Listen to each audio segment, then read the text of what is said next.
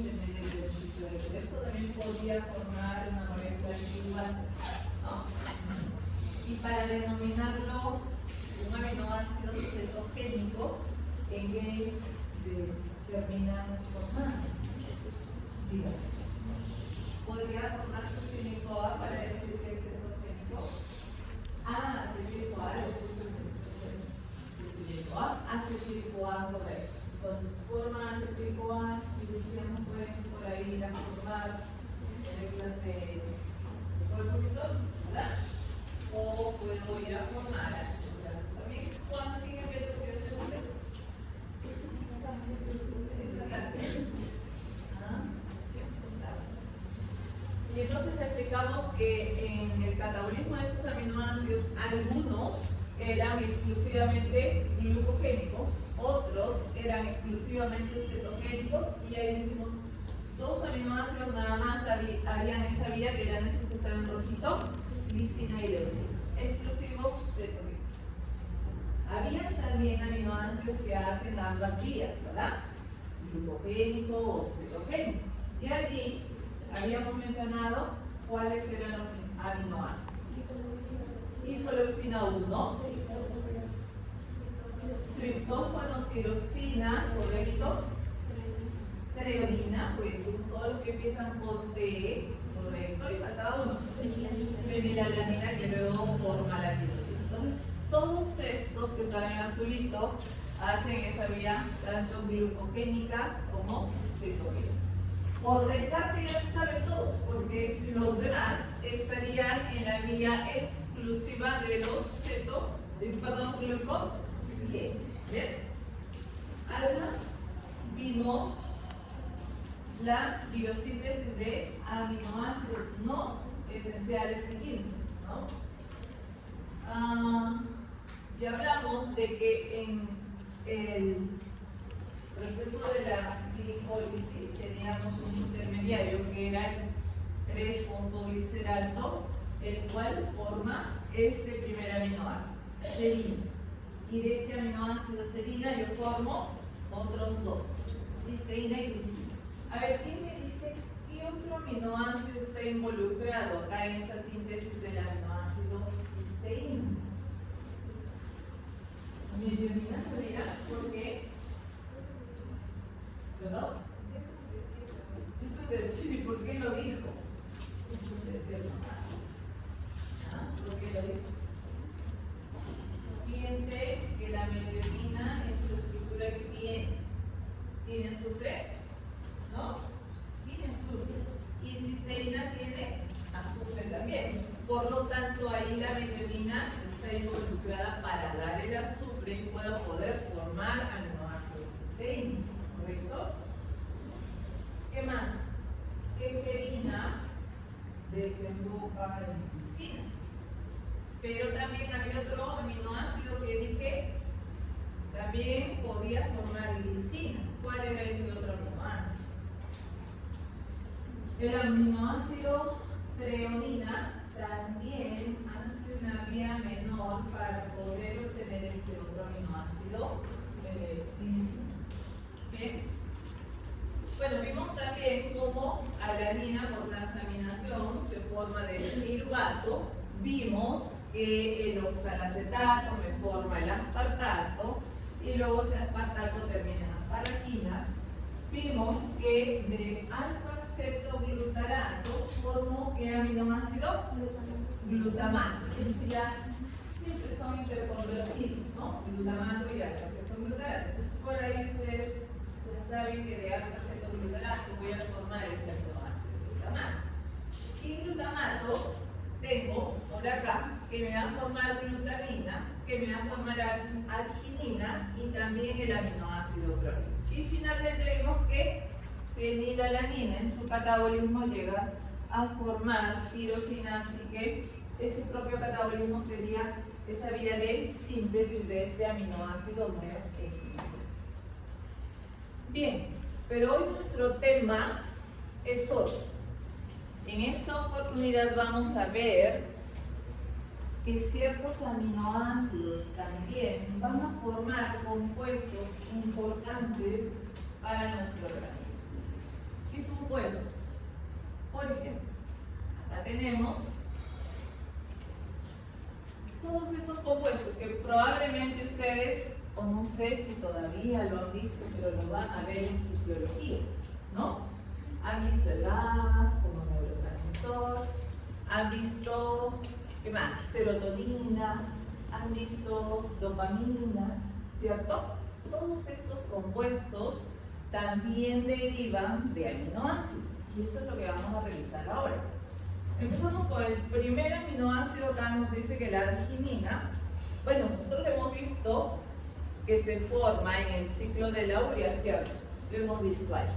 Ya sabemos además que la arginina activa ese ciclo de la urea, ¿verdad? También la arginina me va a servir para qué más? Para poder formar una molécula de creatina y una molécula de oxidonina. Deriva también de este mismo aminoácido. ¿Qué más? Voy a tener que la formación del GABA se va a realizar a partir del aminoácido glutamato. Y glutamato también, conjuntamente con cisteína y lisina, forma una molécula de glutano. Este es un tripéptido de glutano que deriva de estos tres aminoácidos. ¿Okay? ¿Qué más tengo? Bueno, esto no lo vamos a ver hoy, pero sí, aspartato y glutamina están involucrados para formar los anillos de las purinas y las pirimidines, que ustedes van a revisar en el siguiente capítulo con doctora Aguilar. ¿Qué más tengo por acá? Histamina. Histamina deriva del aminoácido histidina. Y tengo al triptófano, que voy a ver ahora cómo es que llega a formar serotonina y cómo la serotonina luego termina en melatonina. Y por último, las catecolaminas derivan del aminoácido fenilalanina. ¿Bien? Entonces vamos a empezar de allí, justamente de este último aminoácido, que en realidad es la tirosina, la involucrada en la formación de estas catecolaminas, ¿no? Dopamina, norepinefrina, epinefrina derivan de este aminoácido tirosina. Yo sé que la tirosina siempre, y como todos los aminoácidos, están involucrados para la síntesis de proteínas, pero también tienen esta otra ruta que se tiene que dar para formar catecolaminas. ¿Cómo se dan estos procesos bioquímicos? Vamos a empezar acá arriba. Que ya aprendimos la clase anterior que tirosina deriva de fenilalanina, ¿verdad? Y por allí necesito de una hidroxilasa. Se llama la enzima fenilalanina hidroxilasa, dependiente de tetrahidrobiopterina. ¿Ve? Hasta ahí ya lo hemos visto en la clase anterior. Y ahora de acá, de la tirosina, para llegar a formar estas catecolaminas, requiero también enzimas hidroxilasas y muchos otros procesos de carboxilasas. Generalmente todo lo que he mencionado que se va a formar, se van a ver ese mismo tipo de reacciones, hidroxilación y descarboxilación. Entonces acá, tirosina primero forma el DOPA. El DOPA, veo que ahí la única diferencia con tirosina es que tiene un hidroxilo, por lo tanto ahí yo requiero de esta enzima, tirosina hidroxilasa. Primero, se hidroxila este carbono y se convierte en DOPA. Luego este DOPA se va a transformar en dopamina. ¿Cómo así se transformó en dopamina? ¿Qué veo? Por acá, este grupo carboxilo ha salido, por lo tanto, ahí se requiere de una descarboxilasa. La enzima se llama DOPA descarboxilasa. Está sacando este grupo carboxilo, sale como CO2, ya no tiene, por lo tanto, ahora la estructura será llamada dopamina. ¿Bien? Sigue ese proceso, hasta abajo, yo tengo que la dopamina nuevamente se va a hidroxilar, en este caso se va a hidroxilar este carbono, a través de la enzima llamada dopamina beta hidroxilasa y se forma la noradrenalina. Ahora, luego esa noradrenalina se convierte en adrenalina porque se metila. Esta molécula de SAM, la clase anterior vimos que las moléculas de SAM me ayudan a donar grupos metilos. ¿Cierto? ¿De dónde viene esa molécula de SAM? ¿Cómo se forma el SAM? ¿De qué aminoácido deriva? ¿SAM qué es? Es S-adenosilmetionina. Por lo tanto, requiero del aminoácido metionina y requiero de ATP para su síntesis. Entra el S-adenosil, la parte de la adenosina les dije la clase pasada, entra a unirse a la metionina. ¿Dónde el grupo metilo entonces está entrando en este nitrógeno, en este grupo metilo, y se forma la adrenalina? Bien. Todas estas catecolaminas deben ser, cuando se sintetizan, deben ser almacenadas en vesículas, ¿no? Vesículas de almacenamiento están allí. Y acá nos dice que esa tirosina que vimos hace rato se tiene que convertir primero en L-dopa y luego en dopamina. Todo eso está ocurriendo en el citosol, pero luego ese neurotransmisor ingresa a las vesículas para que allí recién se beta hidroxile y se convierta en la noradrenalina recién. O sea, acá en este gráfico entendemos que en el citosol fuera se está formando la dopamina y luego tiene que ingresa a la vesícula, sale un hidrogenión y dentro de esa vesícula de almacenamiento está la enzima dopamina beta hidroxilasa para que lo convierta en norepinefrina. ¿Ven? Luego ya esos neurotransmisores almacenados en esas vesículas tienen que ser descargados, tienen que liberarse para que puedan ejercer su acción o su función. Entonces dice, cuando un potencial de acción alcanza la terminación nerviosa, los conductos de calcio se abren y permiten el flujo al interior de calcio, lo cual promueve que esa vesícula se fusione con la membrana de la neurona de tal manera que por un proceso de exocitosis salga ese contenido hacia el espacio intersináptico para que allí pueda ejercer su acción este neurotransmisor. Bueno, acá nuevamente la dopamina, ya sabemos cómo es que se va a formar la dopamina, ¿verdad?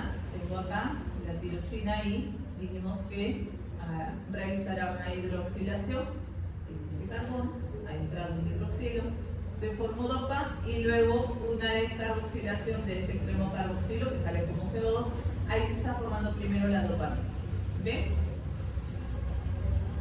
Acuérdense que estas hidroxilasas siempre requieren de la tetrahidrobiopterina. ¿Cuáles son esas funciones que van a ejercer estos neurotransmisores? Y vamos a hablar acá primero de la dopamina, que acabamos de ver su formación. Se van a sintetizar en el sistema nervioso central, la dopamina, y está involucrado con las enfermedades de la esquizofrenia y el Parkinson. También con la función y la coordinación de movimientos corporales, y también se asocia a la motivación, recompensa y el esfuerzo o placer. ¿Okay? Entonces, a ver, lo que hemos dicho es que en esta neurona los neurotransmisores están almacenados en esas vesículas que luego se va a fusionar con la membrana externa de esa vesícula de tal manera que por un proceso de exocitosis, decíamos, van a ser liberadas esos neurotransmisores, ¿verdad? Al espacio intersináptico. Ahí va a tener su receptor para que pueda ejercer su acción. ¿Qué va a pasar luego de que estos neurotransmisores ejerzan su acción? Normalmente deben o ser metabolizadas o catabolizadas allí en el espacio intersináptico, o pueden ser recapturadas también. O sea, va a haber un transportador que permita reingrese hacia la neurona presináptica.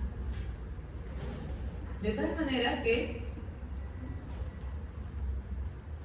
cuando, a ver, vamos a hablar de la cocaína, por ejemplo. Cuando una persona consume cocaína, ustedes saben, se ponen eufóricos, ¿no? Más alegres, están más motivados, el placer que les causa eso. Y eso es porque la cocaína impide que esta dopamina regrese a la neurona, porque impide que este transmisor permita su reingreso de esta dopamina. Entonces, ¿qué va a pasar? Que van a aumentar los niveles de dopamina acá en el espacio intersináptico, ejerciendo mucha más acción por lo tanto. Hay enzimas que también van a permitir que se degraden esta dopamina.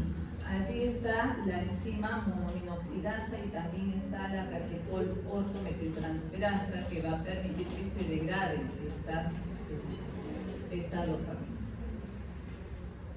Después de que se formó la dopamina, dijimos que dopamina va a dar lugar a la formación de norepinefrina y luego a la epinefrina, ¿verdad?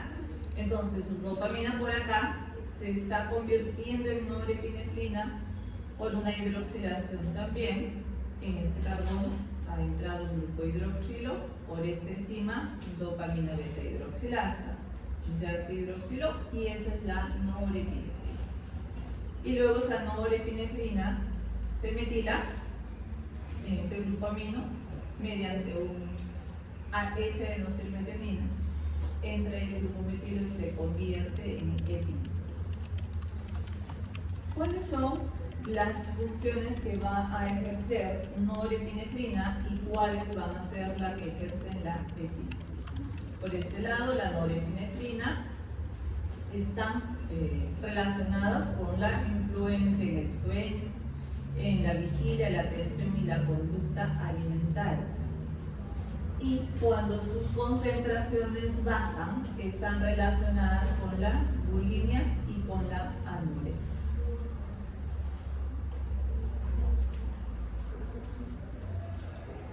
La epinefrina se encuentra en menor cantidad ahí en el sistema nervioso central, se va a formar en menor cantidad, y esas neuronas adrenérgicas de ese sistema nervioso central se encuentran a nivel del bulbo raquídeo y luego estas se proyectan al tálamo y al hipotálamo. Son las que pueden segregar o formar esta epinefrina. Dijimos que estos neurotransmisores tienen que catabolizarse después de que ejerzan su acción y que para ello requeríamos de dos enzimas, ¿no? Dijimos monoaminoxidasa y dijimos catecol ortometiltransferasa. Así que en la vía de degradación para las tres catecolaminas van a ser similares, e incluso para la serotonina, que vamos a ver luego cómo es que se da su formación. Requiero entonces de primero, monoaminoxidasa se puede dar bien por esta vía o bien por esta otra vía. Puede empezar la catecol ortometiltransferasa. Al final voy a llegar al mismo producto. En este caso estoy teniendo como neurotransmisor a la noradrenalina que se está catabolizando. Si es que actúa la monoaminoxidasa, como es una monoamino oxidasa, dice además, saca el grupo amino, ¿okay? Este grupo amino lo está sacando como amoníaco, y además es una oxidasa, así que este carbono se oxida a un aldehído primero y luego a un carboxilo. Y ya con esta estructura oxidada actuará la catecol ortometiltransferasa. para metilar esta estructura anterior mediante o con la ayuda de una molécula de SAM o S-adenosilmetionina. En este hidroxilo se está metilando y se está convirtiendo finalmente en ácido manil-vandel, el cual es excretado a nivel de la orina. Puede ser que el catabolismo se dé por este otro lado, primero con la catecolordometiltransferasa. Entonces el proceso se va a ver a lo inverso, porque primero se va a metilar este hidroxilo y luego actúa la monoaminoxidasa, que hará lo mismo, sacar el grupo amino, el ion amonio, y oxidar este carbono a un aldehído y luego un carboxilo, y terminamos en el mismo compuesto.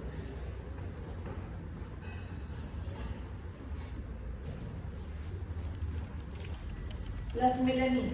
¿Qué son las melaninas? Las melaninas son pigmentos que también derivan del mismo aminoácido tirosina, ¿correcto? Pero acá se van a sintetizar más bien los melanocitos, y melanocitos vamos a encontrar en piel, raíces de cabello, retina, membranas las mucosas y en el oído interno. Para formar estas melaninas requiero de una enzima que es la tirosinasa o tirosina hidroxilasa, también es el mismo nombre para la enzima. Y va a suceder esto: tirosina mediante la tirosinasa forma dopa y luego endopaquinona. Esa dopaquinona puede tomar dos vías. La vía en que termina en eumelaninas, que dan ese color negro o marrones a esos melanocitos, o las feomelaninas que dan un color amarillo o rojo, ¿no? De ahí que ciertas personas pues tienen el cabello claro, otras tienen el cabello rojizo, otro el cabello cruz, ¿no?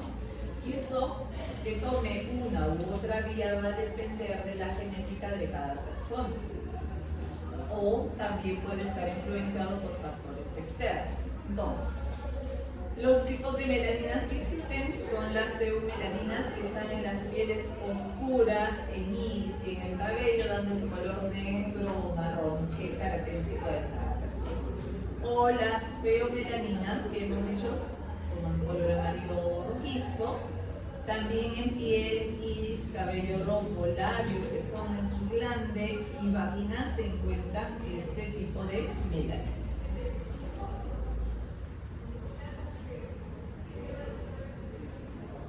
En esta vía en el cual yo formo melaninas a partir de tirosina, puede haber un defecto enzimático que causa la enfermedad del albinismo, ¿no? Acá está la tirosina hidroxilasa que dijimos, o tirosinasa, puede estar deficiente, lo que no va a poder formar estas melaninas, causando este problema del albinismo, y por eso vemos, ¿no?, que no se han formado estos pigmentos en estas personas, dando esa coloración del cabello, de la iris, de la piel, por no poderse formar estos pigmentos.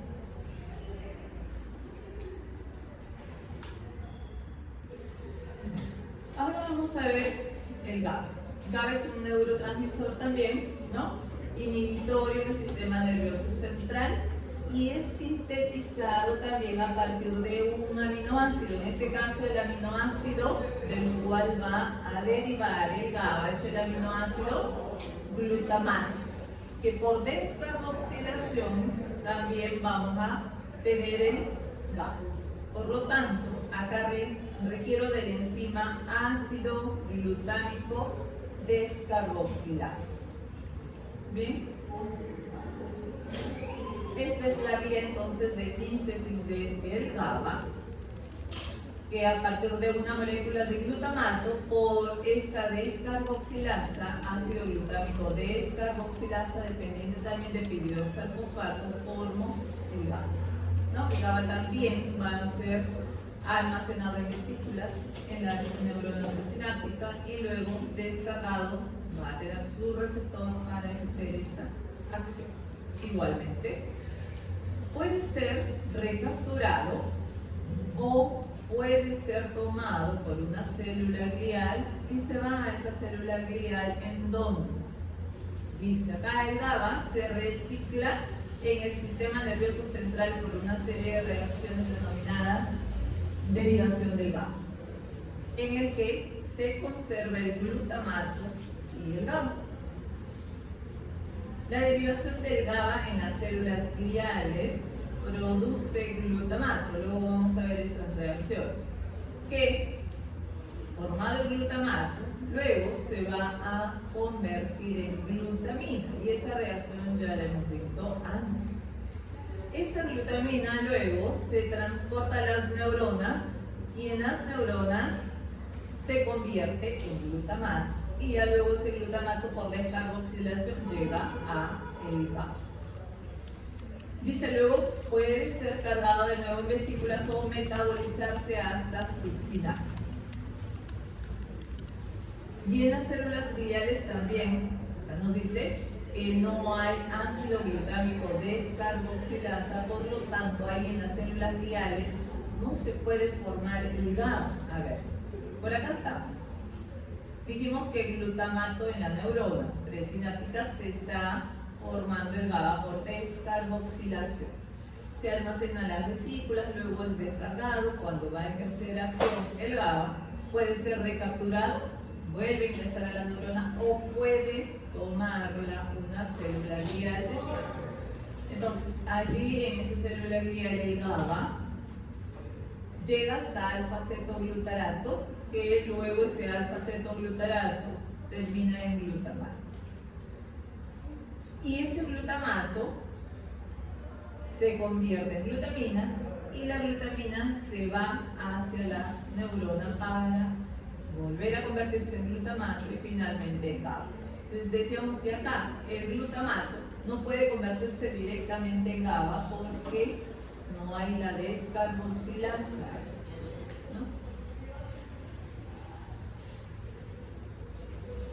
Está relacionado también la alteración de esta función del GABA, está relacionada con estas enfermedades, el de Huntington, Parkinson, demencia senil, enfermedad de Alzheimer y con la esquizofrenia.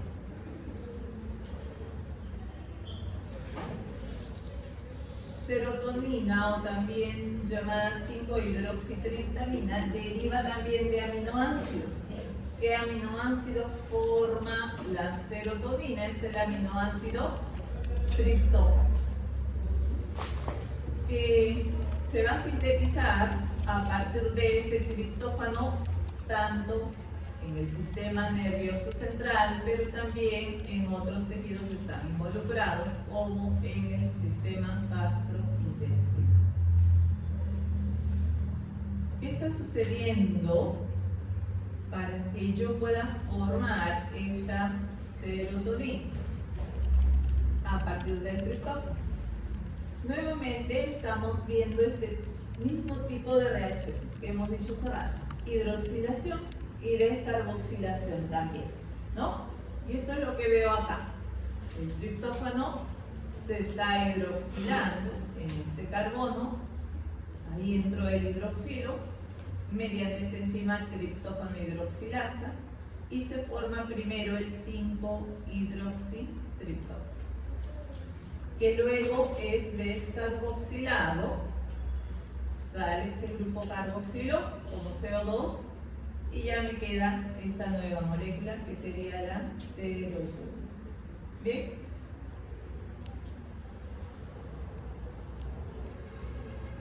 Igualmente la serotonina es sintetizado acá en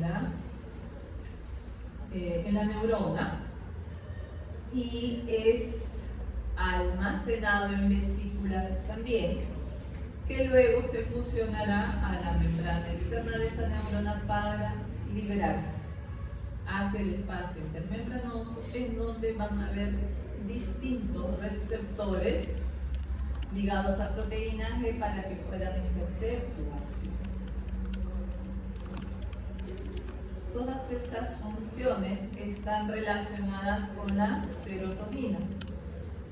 comportamientos vegetativos, por ejemplo, alimentación, conducta sexual, control de la temperatura, también involucrado en el control del sueño, dolor y humor, dice el neurotransmisor de la alegría, involucrado en patologías como migraña, bulimia, agresión, ansiedad y depresión.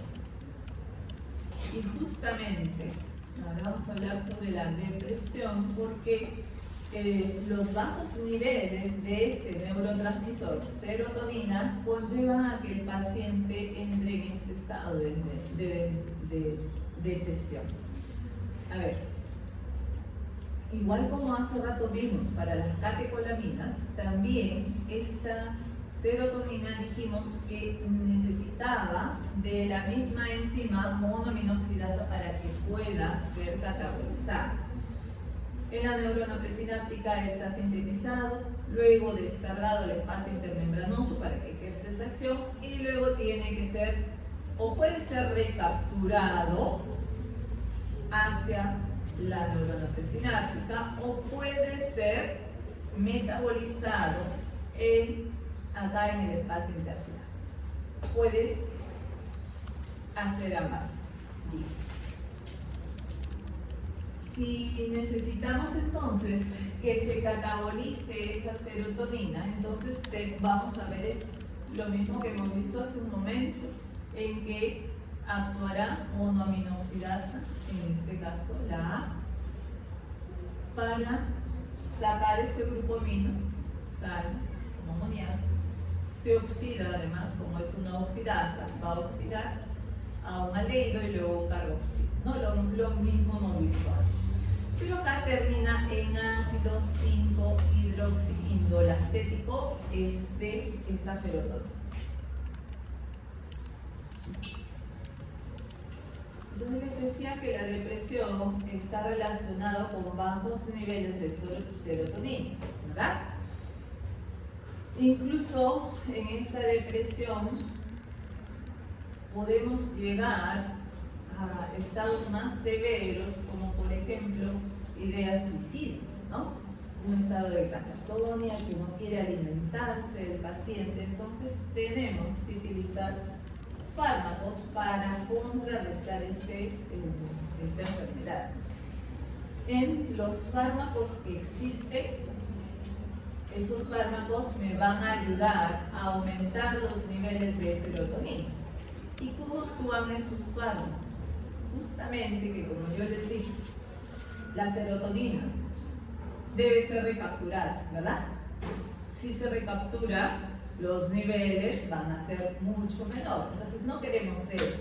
Entonces una primera línea de fármacos que hace este mecanismo de acción para que puedan aumentar los niveles de serotonina es justamente bloquear a este transportador para que impida la recapturación de la serotonina de tal manera que haya más cantidad de serotonina acá en el espacio intersináptico para que pueda ejercer su acción. Entonces bloquea los transportadores de la serotonina hacia la neurona presináptica.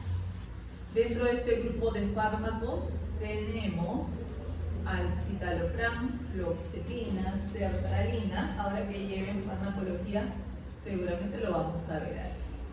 El otro grupo de fármacos más bien lo que hace es inhibir a la enzima monoaminoxidasa, porque hemos dicho que también requiere de monoaminoxidasa y acá en el espacio intersináptico empieza a degradar a la serotonina, de tal manera que inhibe a esta enzima, por lo tanto empieza a aumentar los niveles de serotonina para contrarrestar estos procesos de depresión en el paciente.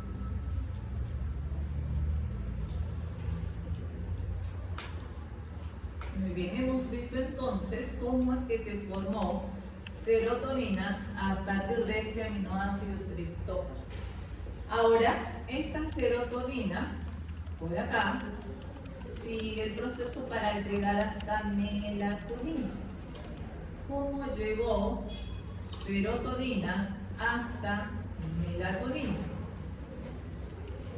Lo primero que estoy viendo es que serotonina se está acetilando.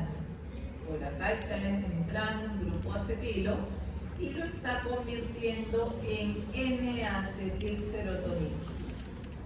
Y luego se está metilando con ayuda de una molécula de SAM o S-metionina. Se está metilando este hidroxilo. Acá está entrando el grupo metilo. Y esta estructura ahora que se ha formado se llama melatonina.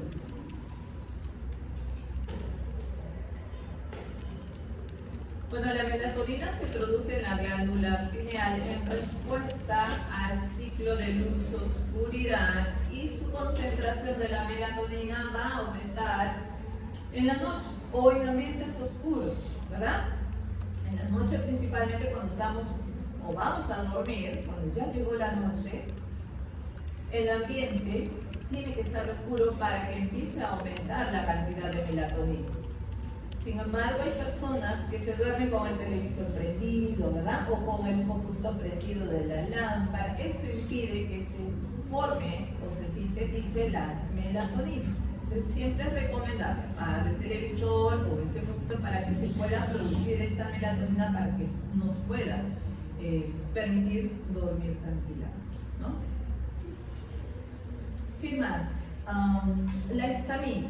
La histamina es una amina hidrazólica que deriva del aminoácido histidina.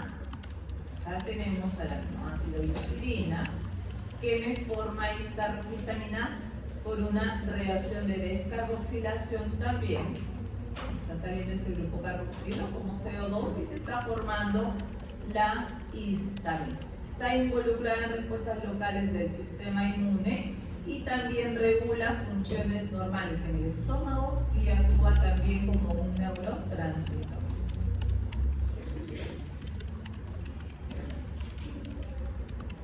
Luego de ejercer su acción, la histamina también tiene que catabolizarse o metabolizarse, y la histamina para metabolizarse puede tomar estas dos vías, una en el cerebro y por el otro lado en otros tejidos. ¿Qué estoy viendo para su metabolismo de esta histamina? En el cerebro, a través de esta enzima, histamina metiltransferasa, está entrando en este nitrógeno un grupo metilo que lo está dando el SAM y se forma metilistamina, que luego actúa monoaminoxidasa otra vez, la B. La monoaminoxidasa yo sé que va a sacar el grupo amino, ahí salió, amoníaco y se está oxidando. Primero aldehído y luego a carboxilo. Y termina en este compuesto metilimidazolácido acético en el cerebro. En otros tejidos puede actuar allí una diaminoxidasa haciendo lo mismo, sacando ese grupo amino, salió como amoníaco, y oxidando este carbono a un aldehído primero y luego a un carboxilo y terminamos en imidazol ácido acético por este lado.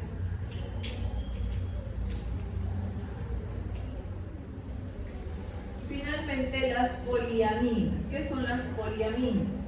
A ver, las poliaminas, en este caso la putrescina vendría a ser un ejemplo de poliaminas, que es una diamina que se forma al descomponerse la carne, ¿no? Y ese olor característico que olemos en una descomposición de esa carne es justamente porque se están formando esos compuestos. Y da ese olor característico que alguna vez seguramente han tenido la oportunidad de oler.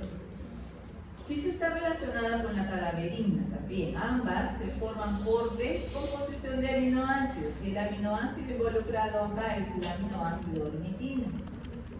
Tanto en organismos vivos o en organismos muertos se forman estas poliaminas.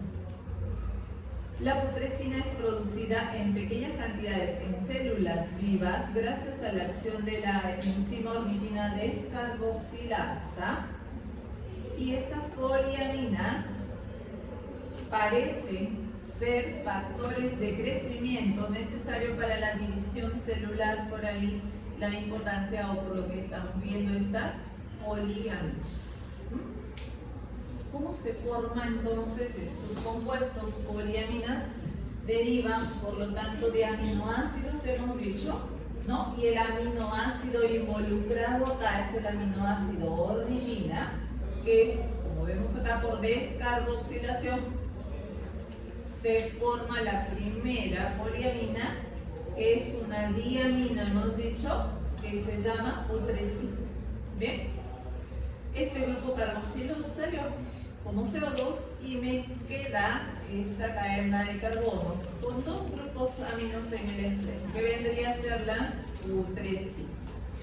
Ahora, de putrescina derivan dos poliaminas más. Se llama espermidina 1 y espermina 2. ¿Qué está sucediendo para que de putrescina llegue a espermidina? Yo veo que por este extremo amino ha ingresado carbonos, 3 carbonos y un grupo amino, o sea, un propilamino se llamaría eso. 3 carbonos, propil, con un grupo amino, propilamino, correcto.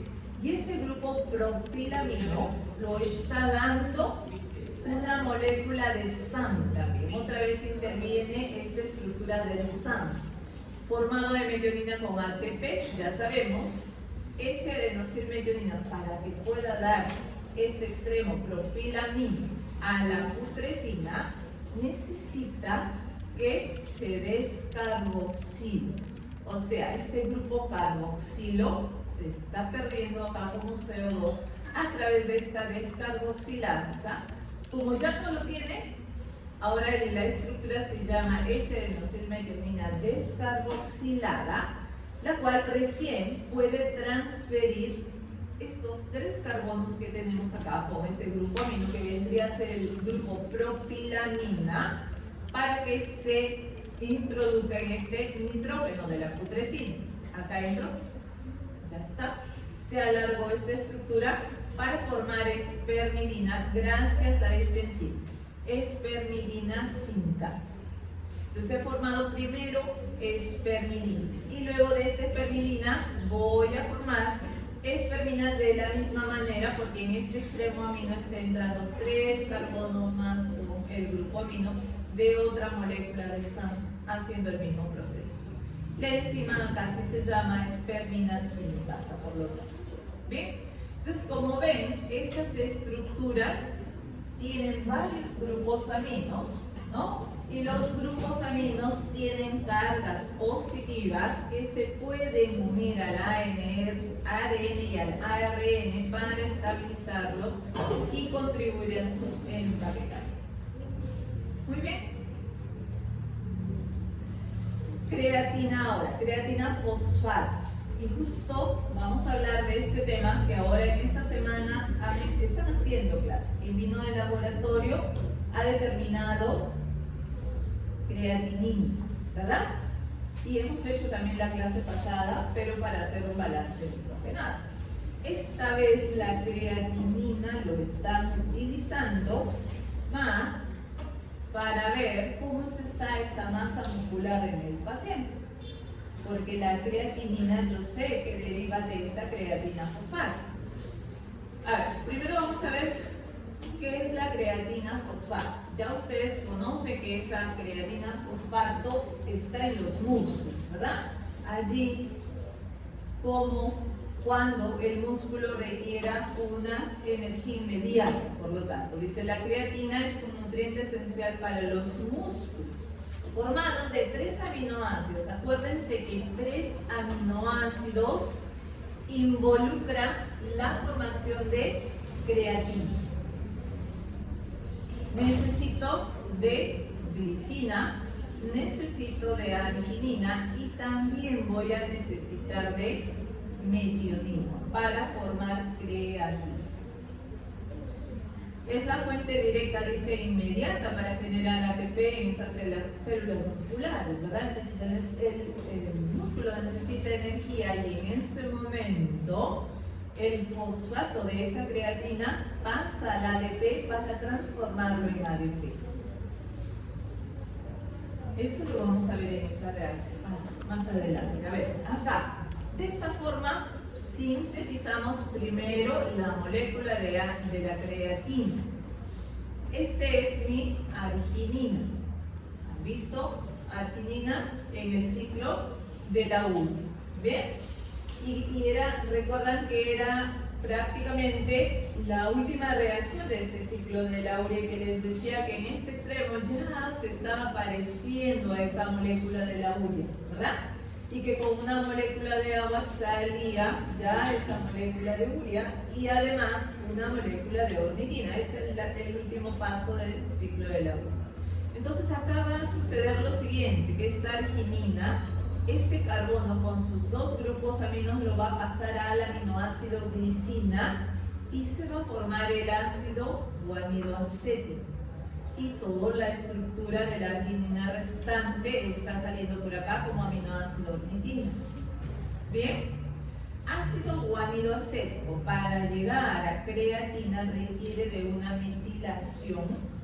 En este nitrógeno se está metilando y se está metilando gracias a S-adenosilmetionina nuevamente. Ahí están nuevamente involucrados. Entonces, ¿cuáles son los aminoácidos que requiero para sintetizar creatina? Arginina por un lado, glicina por otro lado y metionina por el SAM que requiero, ¿verdad? Formé creatina y ahora la creatina se fosforila ahí en el tejido muscular de esta manera. Creatina formada a través de la creatinquinasa se fosforila y se convierte en fosfocreatina.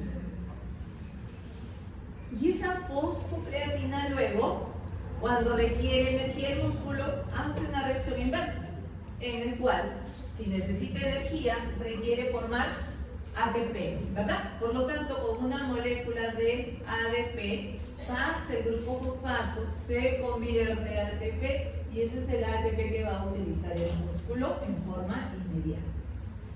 Cuando esta reacción se da a la inversa y se forma creatina, la creatina inmediatamente se convierte en creatinina. En una reacción espontánea que no requiere enzimas, se convierte en creatinina esta molécula. Y la creatinina yo sé que luego tiene que excretarse por la orina, ¿verdad? Entonces tiene que irse a excretarse por esa orina. Entonces la creatinina va a ser un producto de desecho, el metabolismo normal de los músculos, producida a una tasa muy constante. O sea, y eso me va a ayudar a mí para que pueda evaluar esa función renal. Y ustedes deben haber hecho en fisiología, no morfofisiología, la depuración de creatinina. O todavía no han hecho eso seguro hemos dos, ¿no? Entonces, yo mido esos niveles de excreción de creatinina y me va a decir cómo están funcionando mis riñones. Pero también, y eso es justo lo que estamos haciendo esta semana en bioquímica, también la excreción de creatinina me ayuda a ver cómo está mi masa muscular, porque ahí nos está diciendo que esa creatinina deriva de esa creatina que está en el músculo. Entonces, en los pacientes crónicos de nutrición, por ejemplo, un paciente marasmático, yo sé que un paciente con marasmo, su masa muscular está bastante disminuida, ¿cierto? Porque utiliza todas sus reservas para obtener energía y dentro de ellas todas las proteínas musculares, todos los lípidos, etc. Entonces esa masa muscular cada vez va disminuyendo, lo que conlleva a que esa creatinina excretada también sea en menor cantidad, porque ya no hay masa muscular en ese paciente, ya no hay creatina suficiente y por lo tanto la excreción de creatinina cada vez se va a ir disminuyendo y excretando en menor cantidad. Entonces, una baja excreción de creatinina está relacionada con una baja masa muscular también en el paciente. Muy bien. Ah, ya terminamos. A ver, ¿qué hora es? Vamos a hacer el Kahoot para que nos vayamos. Y la siguiente clase es nuestra última clase. ¿Ya? De ahí ya viene nuestro examen de proteínas.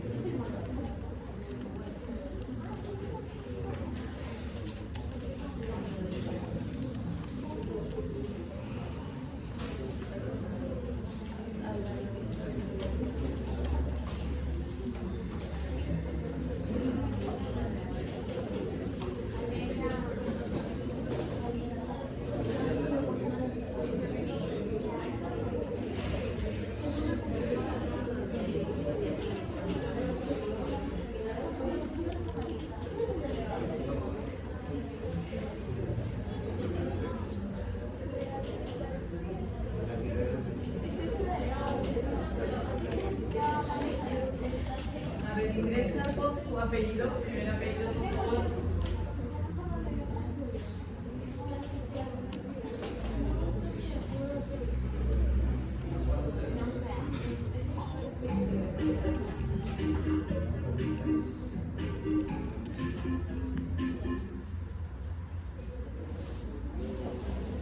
Mucho volumen.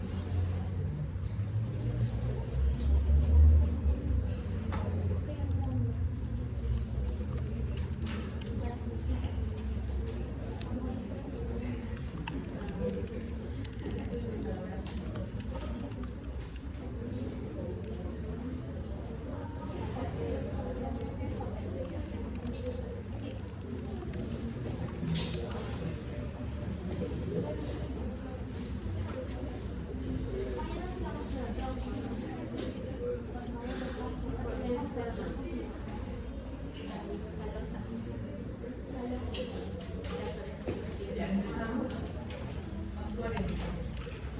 Ya.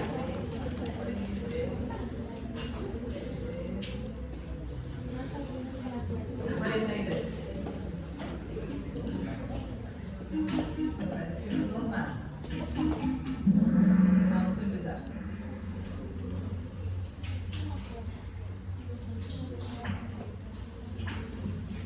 A ver, lean bien antes de contestar. Neurotransmisores derivados de tirosina.